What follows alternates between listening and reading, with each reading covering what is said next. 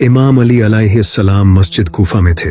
तभी एक आदमी आया और उसने सूरज की तरफ इशारा करके इमाम अली अलैहिस्सलाम से पूछा कि सूरज और जमीन के दरमियान फासला कितना है। तो इमाम अली अलैहिस्सलाम ने कहा कि अगर एक अरब का घोड़ा यहाँ से दौड़ना शुरू करे और 500 साल तक दौड़ता रहे तो वो सूरज तक पहुंच जाएगा।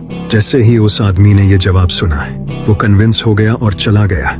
लेकिन कहानी यहाँ खत्म नहीं होती।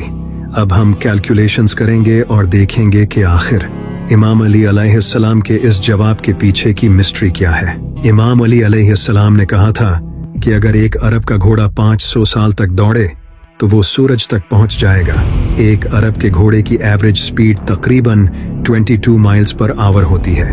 तो अगर ये घोड़ा 24 घंटों तक दौड़े तो 22 को 24 से मल्टीप्लाई करने पर ये घोड़ा 520 माइल्स सफर तय करेगा 24 घंटों में। और अगर हम एक महीने का डिस्टेंस कैलकुलेट करें तो हमें 520 माइल्स को 29.5 से मल्टीप्लाई करना होगा, क्योंकि हम ये सारी कैलकुलेशन इस्लामिक कैलेंडर के हिसाब से करेंगे।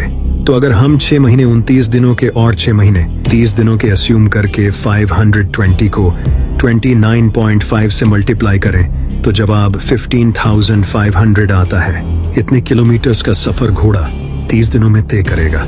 और अगर एक साल का डिस्टेंस कैलकुलेट करें तो क्योंकि एक साल में 12 महीने होते हैं इसलिए हम 15,500 को 12 से मल्टीप्लाई करेंगे तो जवाब आता है 1,86,000, यानी कि इतने माइल्स का डिस्टेंस घोड़ा एक साल में तय करेगा। और अगर हम 500 साल का डिस्टेंस कैलकुलेट करें तो हमें 1,86,000 को 500 से मल्टीप्लाई करना होगा तो जवाब आएगा 9,34,00,000 माइल्स।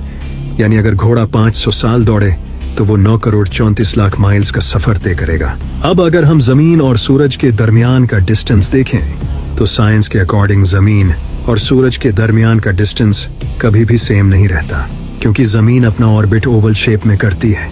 कभी ये सूरज के करीब होती है तो कभी दूर चली जाती है। जब जमीन सूरज के करीब होती है तो इनके दरमियान का डिस्टेंस 9,10,00,000 माइल्स होता है, और जब जमीन सूरज से दूर होती है तब इनके दरमियान का डिस्टेंस बढ़कर 9,48,00,000 माइल्स हो जाता है।